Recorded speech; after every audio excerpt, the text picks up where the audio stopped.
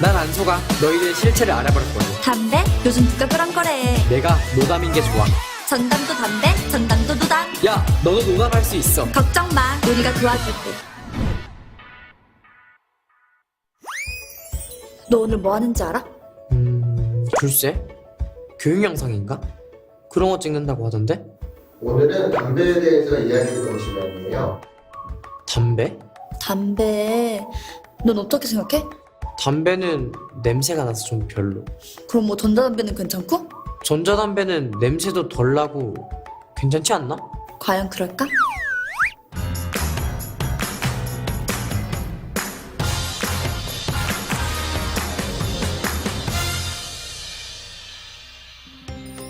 너 혹시 그거 알아?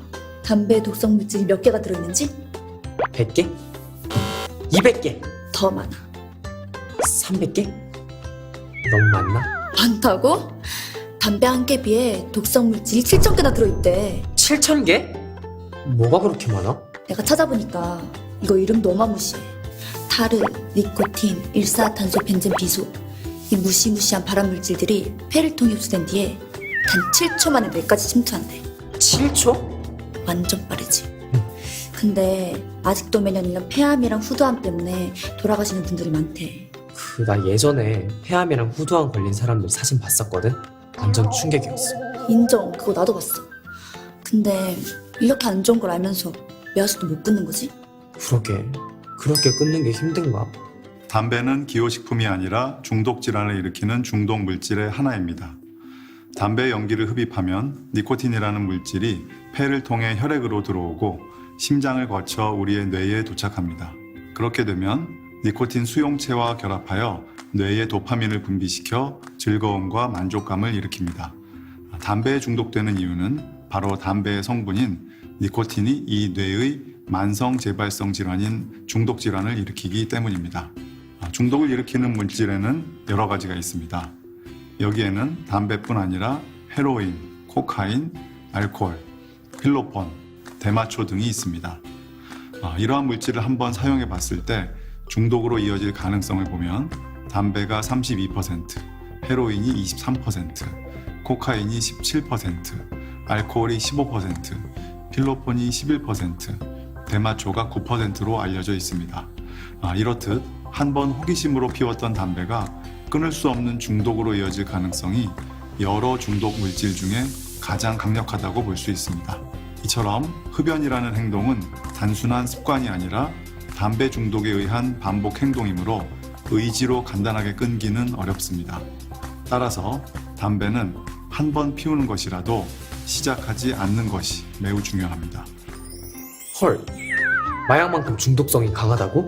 이 정도일 줄은 몰랐는데 정말 무섭구만. 나도 그 정도일 줄은 몰랐다.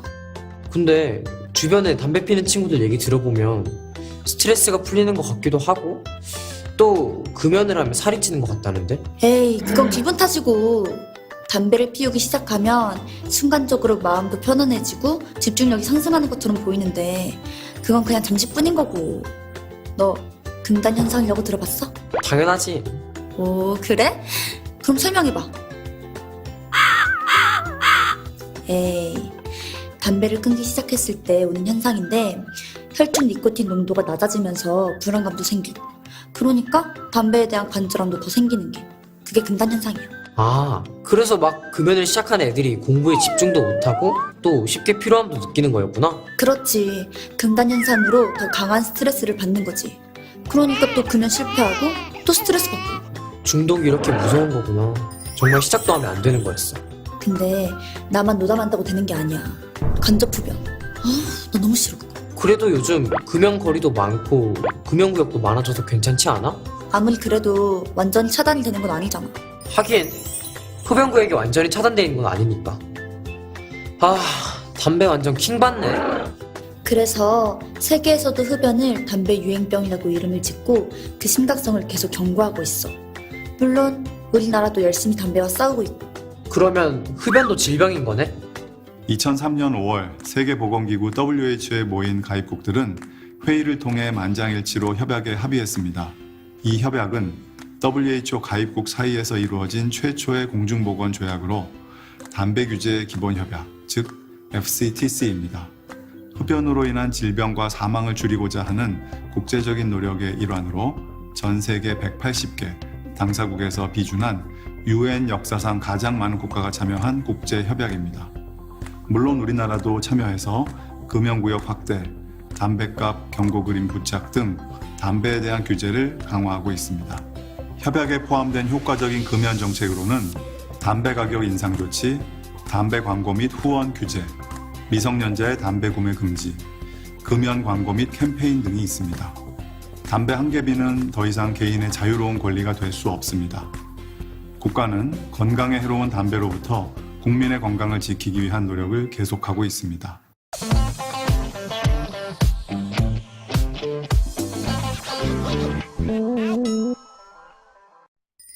근데 요즘에는 금연하는 사람들도 많이 늘었고 노담하는 친구들도 많아진 것 같은데? 그게 아니라는 거지. 피는 애들은 계속 피고 호기심이 갖는 애들은 계속 생기니까. 하긴 나도 애들 담배 피는 거 보니까 뭐라고? 아니 호기심이 생길 수도 있다는 거지. 그리고 요즘 전담 디자인 겁나 예쁘게 나오던데? 그래서 너 그거 봤어? 손목시계랑 디자인이 진짜 똑같아. 게임기, USB, 키홀더까지. 아 진짜 장난 아니라니까? 그런데 아니 맛도 담배 맛이 아닌 달콤한 과일 맛에 담배 냄새도 없고 랜덤 캡슐의 재미까지. 아 그러니까 그래서 담배 회사들이 그렇게 마케팅 전략을 세우는 거라고. 음미하고 대담하게 애들이 접근하기 쉽게 만들고 냄새 안 난다 그러고. 아 알아 안다고. 너 편의점에서 담배 광고 본 적 있어? 응 그거 보고 얘기한 건데 편의점만 들어가면 담배 광고가 눈에 딱 띄니까. 그러니까 그게 마케팅 전략이야. 우리 눈에 계속 띄게 만들어서 익숙해지게 만드는 거지. 익숙해지니까 뭔가 해롭다기보다는 친근감 있게 보이게 하고. 오 자연스럽게 스며드는 전략. 그것뿐이겠니? 유튜브, 틱톡, 인스타그램에 보면 그 담배 멋지게 피는 사진이나 베이핑 영상, 그리고 새로운 전담에 대한 리뷰까지. 맞아 그런 거 보면 안 하는 내가 왠지 아싸가 된 것 같기도 하고. 그렇지. 그것도 담배 회사들의 마케팅 전략이야. 우리가 익숙한 유튜버나 인플루언서들이니까 괜히 더 따라하고 싶게 만드는 거지. 오 무섭네 담배 회사들. 그게 다가 아니라는 거지. 또? 담배 회사들이 볼 때 우리 같은 청소년들을 뭐라고 생각하겠어? 그야 뭐 잠재적 고객. 잠재적 고객? 지금은 시작하지 않더라도 좋은 이미지로 접근해서 거부감을 없애면 언젠가는 고객이 될 수 있지 않겠어? 하긴 요즘은 100세 인생이라고들 하니까 최소 80년짜리 장기 고객을 만들려는 거네. 오, 그 말도 맞는 듯? 그러니까 우리를 유혹하기 위해서 마치 자기네들은 담배 회사가 아닌 척 장학사업, 해외 연수, 청소년 캠프까지. 정말 대단하지 않냐? 담배 회사의 광고는 스트레스를 효과적으로 해결하는 방법을 잘 알지 못하는 취약계층을 타겟으로 합니다. 담배의 건강상의 폐해를 잘 알고 있는 지식계층이나 적절한 스트레스 해소 방법을 사용하고 있는 건강한 사람들에게는 담배 광고가 효과가 없습니다. 따라서 담배 회사들은 주로 스트레스에 취약한 청소년들이나 저소득계층을 대상으로 광고를 더 많이 하고 있습니다. 왜냐하면 이들은 아주 오랫동안 흡연자로서 담배 회사의 충성스러운 고객이 될 것이기 때문입니다. 모든 중독 물질들이 그러하듯이 흡연을 일찍 시작할수록 담배의 중독으로부터 벗어나기 힘듭니다. 그렇기 때문에 청소년들은 편의점이나 온라인의 담배 광고에 더 조심해야 합니다. 순진한 우리를 타겟으로 하다니 생각하면 할수록 집요하고 치밀해. 그러니까 정신 똑바로 차리고 어떤 유혹이 와도 절대 흔들리면 안 되겠지? 이런 건 우리만 알 수 없지. 여기저기 알려서 순진한 우리 친구들이 빠지지 않게 도와주자. 오케이.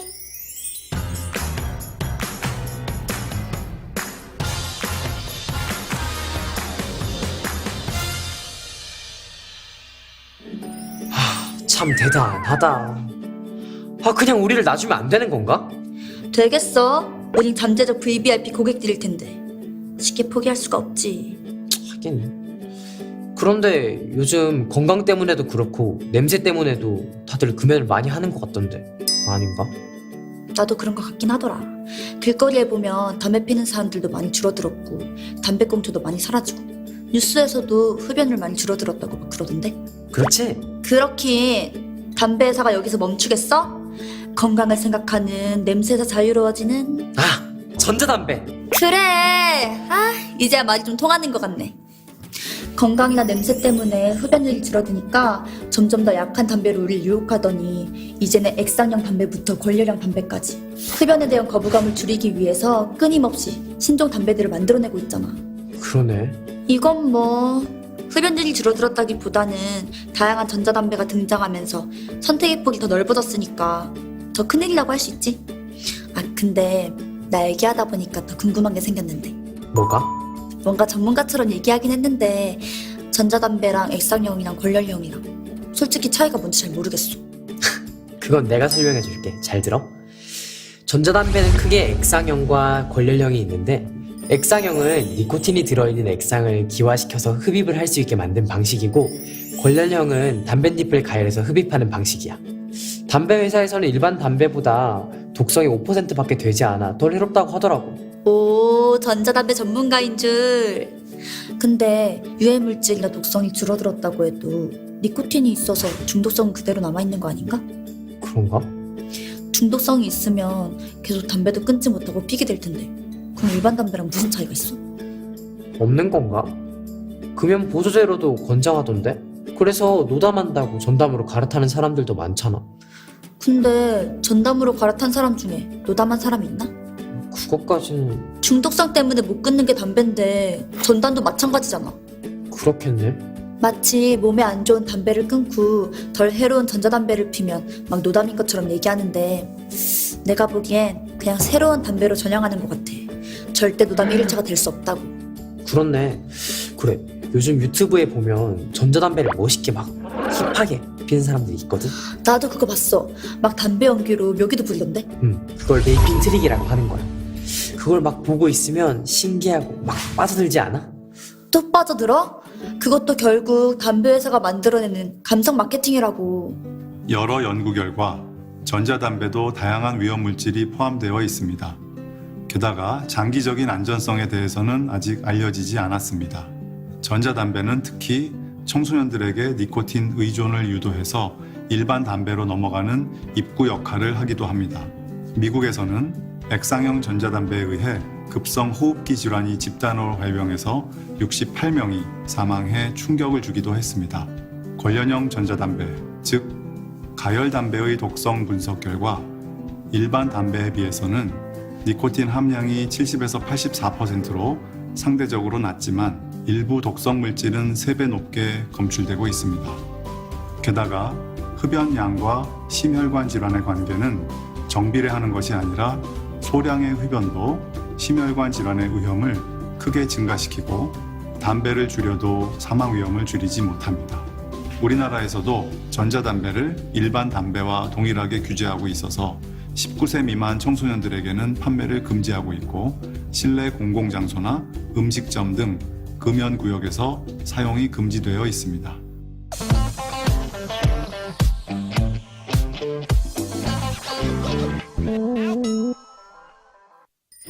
담배나 전담이나 차이가 별로 없네. 맞아.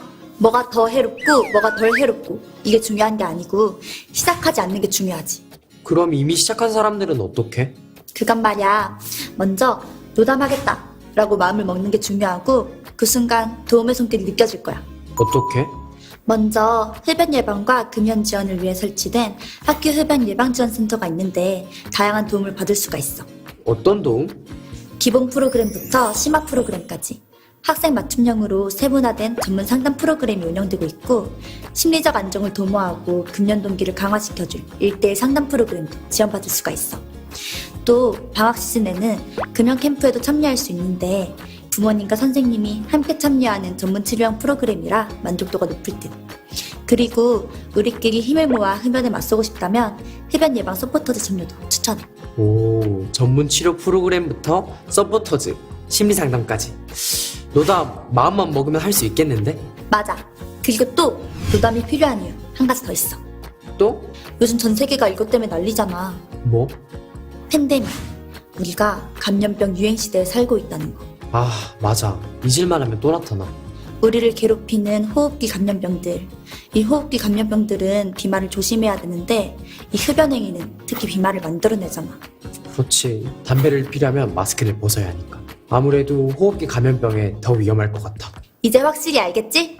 우리 모두가 노담해야 하는 이유를.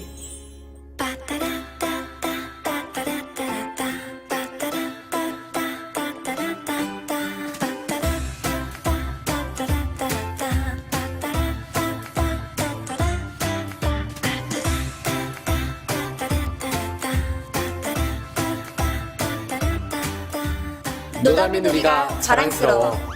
나는 우리가 노담이면 좋겠어.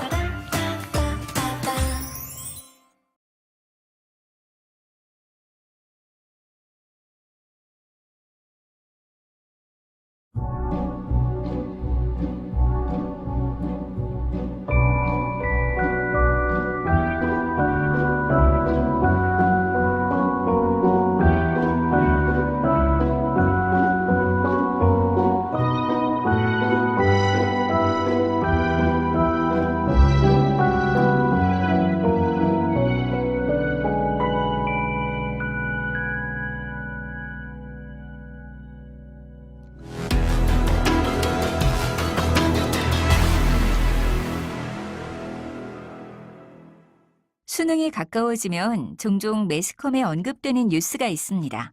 바로 집중력을 높여준다고 하여 일명 공부 잘하는 약으로 알려진 주의력 결핍 과잉 행동장애, 즉 ADHD 치료제에 관한 뉴스입니다. ADHD 치료제의 남용 사례는 식품의약품안전처의 약물 안전 사용 노력 등으로 대폭 감소하였음에도 불구하고 여전히 꾸준하게 적발되고 있습니다. 우리나라의 ADHD 치료제의 처방 건수는 수능을 보기 바로 전인 10월과 11월에 가장 많고 2월에 가장 적으며 19세 이하에서는 61%, 29세 이하로 적용하면 77%에 이르기까지 합니다. 하지만 ADHD 환자가 아닌 일반인들은 집중력을 높이기 위해 ADHD 치료제를 복용한다고 해도 집중력이 높아지지 않습니다. 왜냐하면 ADHD로 인한 집중력 장애는 신경전달 물질의 부족 등이 원인이 되어 발생하는 반면 일반인의 집중력 감소는 체력 저하 및 피로 등에 의해 발생하기 때문입니다.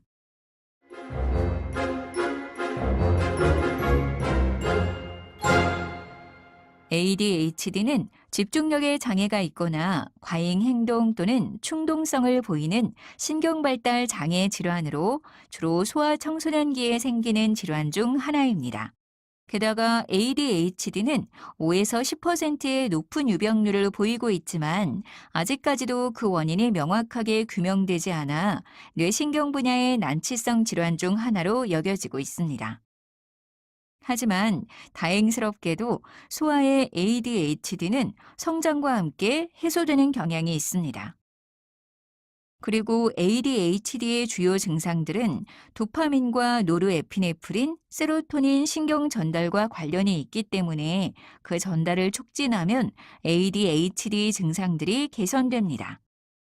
하지만 도파민과 노르에피네프린, 세로토닌은 사람의 의식이나 감정 등의 조절에 중요하기 때문에 그 전달의 강화는 부작용을 유발할 위험을 내포하고 있어 세심한 주의가 필요합니다. 이에 기초하여 암페타민 제제와 메틸페니데이트, 아토목세틴, 클로니딘 등과 같은 다수의 ADHD 치료제들이 소개되었습니다. 그러나 치료 수단이 있다는 점은 다행스럽지만 그 치료제들이 또 다른 부작용을 유발하기 때문에 약물 치료는 매우 조심스럽게 시행되어야 합니다.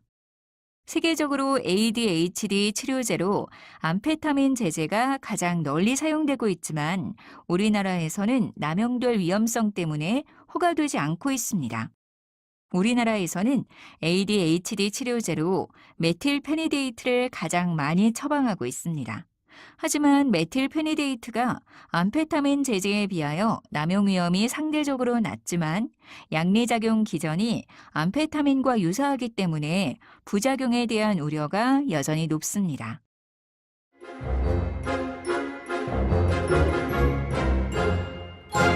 메틸페니데이트는 ADHD와 기면증의 치료제로 승인된 중추신경에 작용하는 각성제입니다. 의학화학적 관점에서 보면 메틸페니데이트는 암페타민류에 해당하고 중독 측면에서 보면 그 강도가 약할지라도 필로폰과 유사성이 높은 중독 물질입니다.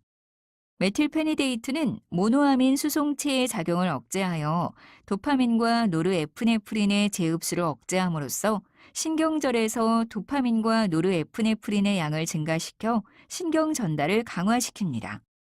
이러한 도파민과 노르에프네프린 전달의 강화는 ADHD 환자에게 집중력을 높이고 과잉 행동을 완화시키지만 동시에 각성작용과 수면장애, 식욕 억제, 다행감, 환각, 불안, 망상 등과 같은 부작용을 유발할 수 있습니다.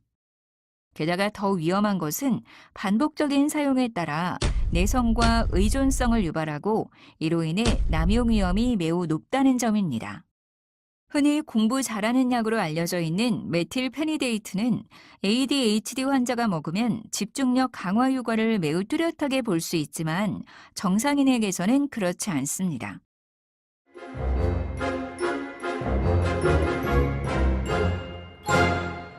수험생이 집중력을 강화하고자 ADHD 치료제를 복용하는 경우 약의 각성 효과가 강하기 때문에 졸음을 쫓아내어 집중력이 높아진다고 오인하게 되는데 오히려 이러한 강한 각성작용은 수면장애를 유발하고 생체 리듬을 방해하여 혼란스러운 상황을 유발할 수 있습니다.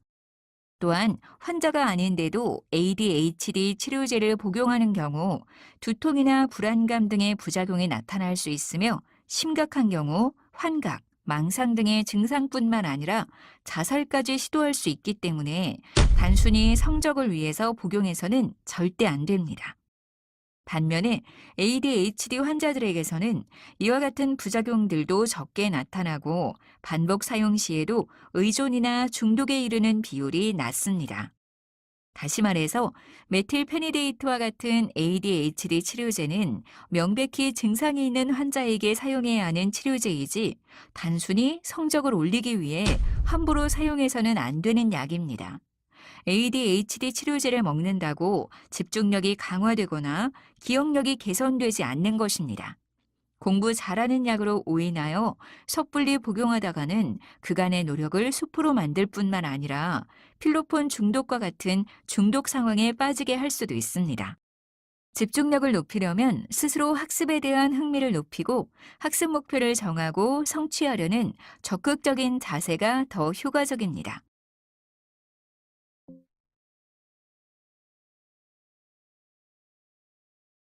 미국 MZ세대의 사망 원인 1위는 무엇일까요?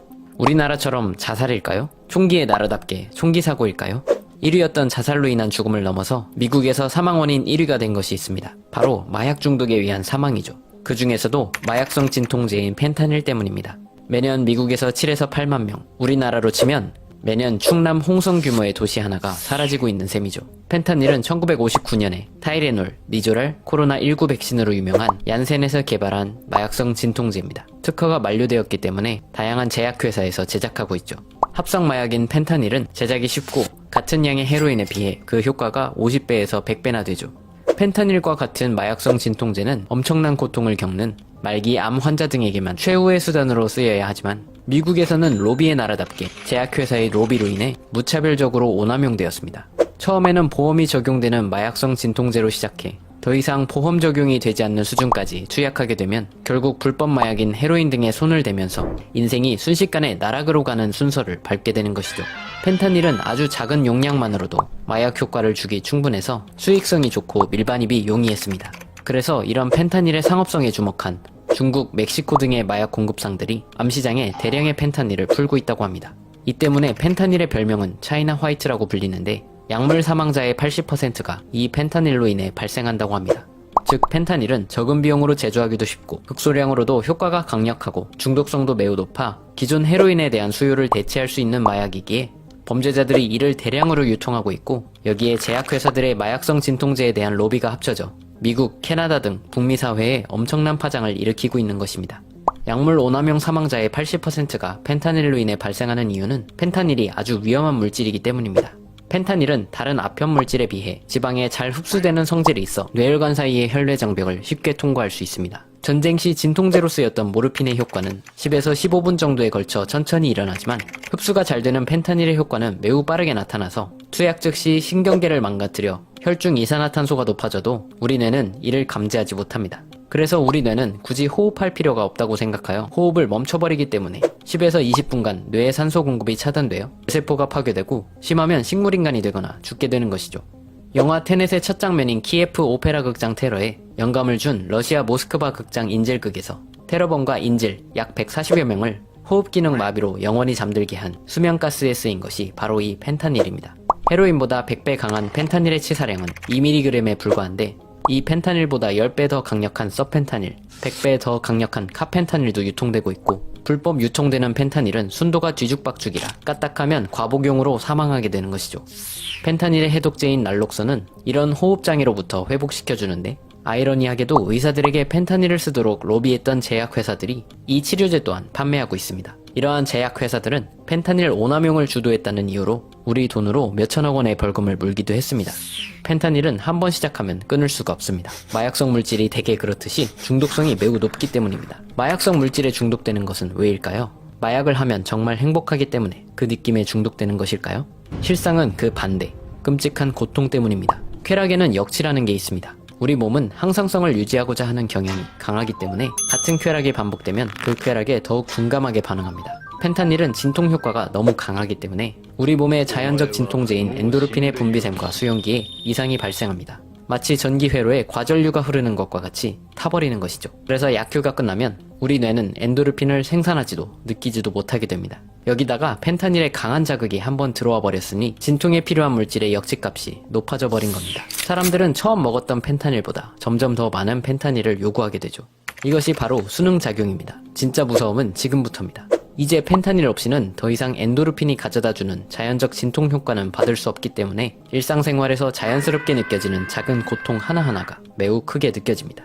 외부의 모든 감각을 통증으로 인식하게 되어 공기가 스쳐 지나가기만 해도 극심한 고통을 느끼는 CRPS 환자와 비슷한 상태가 되는 것입니다. 그런데 안타깝게도 고통에는 수능이 아니라 감작 현상이 나타납니다. 같은 자극에 대한 역치가 점점 낮아져서 같은 정도의 고통이라도 자극이 더욱 크게 느껴지는 것이죠. 진화라는 것이 생존에 유리하도록 이루어진다는 것을 생각해보면 이해가 쉽습니다. 만약 우리가 똑같은 행위에서 예를 들어 똥을 싸는 행위에서 계속해서 같은 정도의 쾌락을 얻을 수 있다면 우리는 구태여 위험하게 사냥을 할 필요도, 일을 할 필요도, 공부할 필요도 없이 하루 종일 똥만 싸대면 인생이 행복하겠죠. 고통은 다릅니다. 만약 고통을 겪을수록 고통이 작아진다면 어떻게 될까요? 호랑이에게 물려도, 번개를 맞아도, 좋아하는 사람 앞에서 똥을 지려도 고통은 곧 지나가니까 아무래도 상관없겠죠. 결국 고통에 대한 수능은 우리를 죽게 만들 겁니다. 우리의 생존 확률을 올리는 데에는 별로 적합하지 않은 방식이죠. 그래서 우리 몸은 고통을 겪을수록 더욱 강하게 경고하는 것이죠. 위험을 피하도록 말입니다. 결론으로 마약이라는 것은 처음에는 극단적 쾌락과 행복을 위해 시작할 수는 있습니다. 하지만 한 번 손을 대면 그 행복은 금방 사라지고 그 이후에 느낄 수 있는 건 끊임없이 강해지는 고통뿐입니다. 그 고통 때문에 마지못해 더 많은 양의 마약에 손을 대는 것이고 그렇게 서서히 죽어가는 것이죠.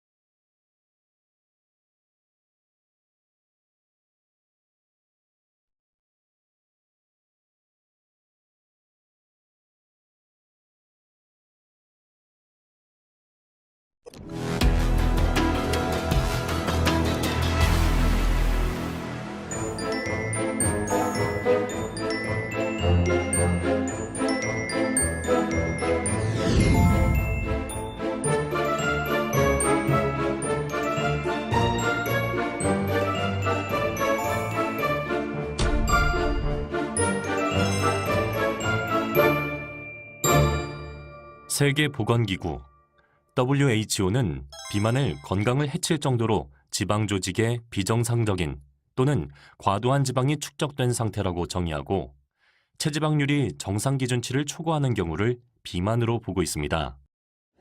체지방률은 연령이나 성별에 따라 기준이 다르고 개인 간 차이가 심하기 때문에 우리는 보통 체지방률을 예측하는 수치인 체질량 지수를 사용하여 비만 여부를 판단합니다. 우리나라의 성인 비만율은 지난 10년간 큰 변화 없이 30% 수준을 유지하고 있는데 여성에 비해 남성의 비만율이 상대적으로 높게 나타나고 있습니다. 비만에 대한 일반인이 갖고 있는 인식을 조사한 결과 일반인들은 비만 문제를 심각한 수준으로 인식하고 있어 비만 관리의 필요성에 대해서는 국민적 공감대가 형성된 것을 알 수 있으나 문제는 외모에 대한 지나친 관심과 평가로 인해 스스로 신체 이미지를 왜곡하여 정상 체중임에도 불구하고 과도하게 다이어트를 시도하는 경우가 있다는 것입니다. 특히 이러한 경우 살 빼는 약을 처방받거나 온라인상에서 무분별하게 약이나 보조제를 구매하여 복용하다 각종 부작용을 호소하는 사례가 증가하고 있습니다. 흔히 살 빼는 약 혹은 다이어트 약으로 불리는 약은 전문 용어로 체중 조절약이라고 하며 그 작용 원리에 따라 뇌에서 식욕을 억제하여 에너지원의 섭취를 억제하는 식욕 억제제와 음식물을 섭취했다고 하더라도 장에서 에너지원의 흡수를 방해하는 지방 흡수 억제제로 나눠볼 수 있습니다. 식욕 억제제의 주요 성분으로는 로카세린과 펜터민, 펜디메프라진, 암페프라몬, 마진돌 등이 있는데 이들은 약의 의존성과 내성의 위험 때문에 향정신성 의약품으로 지정되어 마약류 관리법에 따라 그 사용이 엄격하게 관리되고 있으며 의사들도 일부 고도 비만 환자에게만 제한적으로 처방하고 있습니다. 그래서 마약류의 식욕 억제제는 보통 체질량 지수가 30 이상인 고도 비만인 사람들에 한해 4주 이내 사용을 권고하고 있으며 기간 내에 치료 효과가 보이지 않으면 사용을 중단하고 엄격하게 관리받는 약물입니다. 그럼에도 불구하고 최근 들어 처방이 급증하고 있어 심각한 문제가 되고 있습니다. 펜터민과 펜디메트라진, 암페프라몬, 마진돌은 기본 화학 구조가 필로폰과 유사하여 마약류인 암페타민과 유사한 양리작용 기전에 의해 식욕 억제 효과가 나타납니다. 하지만 문제는 이런 식욕 억제 외에도 각성, 다행감, 환각 등의 부작용이 나타나고 심한 의존성을 유발하게 됩니다. 또한 이러한 식욕 억제제들은 마약류로 분류되고 관리되고 있음에도 불구하고 온라인상에서 불법으로 유통되고 있어 주의가 필요합니다. 만약 이 약들이 마약류라는 사실을 모른 채 온라인상에서 구매한 경우에도 마약사범과 동일하게 처벌받을 수 있습니다. 체중 조절약 중 지방 흡수 억제제의 대표적인 성분으로는 올리스타트와 리라글루타이드가 있습니다. 올리스타트는 췌장에서 분비되는 지방 분해 요소를 억제하여 소장에서 섭취된 지방의 흡수를 감소하게 하여 밖으로 배설하게 하는 작용을 합니다. 따라서 올리스타트는 지방 분해 효소 억제제라고 합니다. 반면 리라글루타이드는 당뇨병 치료제로 개발되었는데 당과 지방의 흡수를 지연시키고 식욕을 억제하는 역할을 합니다. 즉, 소장세포에서 혈당 농도의 자극을 받아 분비되는 호르몬이 생리적인 양보다 많을 경우 포만감을 유발하고 음식물 섭취를 감소시키게 되는 것입니다. 식욕 억제제는 뇌에서 작용하는 데 반해 지방 흡수 억제제의 경우에는 주로 말초 영역에서 작용하다 보니 상대적으로 위험성이 낮아 사용에 대한 규제가 약한 편입니다. 뇌에서 식욕 억제 작용을 하는 살 빼는 약은 그 약물이 가지고 있는 탐닉과 의존 성향에 더해 과식의 보상회로에 대한 작용까지 복합적으로 나타나기 때문에 여러 문제가 발생하게 됩니다. 특히 뇌가 스스로 신경회로를 바꾸는 능력인 뇌신경의 가소성은 성인에 비해 청소년들이 더 민감하게 반응하는 특성이 있어 청소년은 성인보다 더 쉽게 보상회로가 형성되고 의존과 탐닉도 더 쉽게 형성하게 됩니다. 따라서 청소년들이 살 빼는 약을 무분별하게 복용하면 문제가 더 심각해지므로 더 특별한 주의가 필요합니다.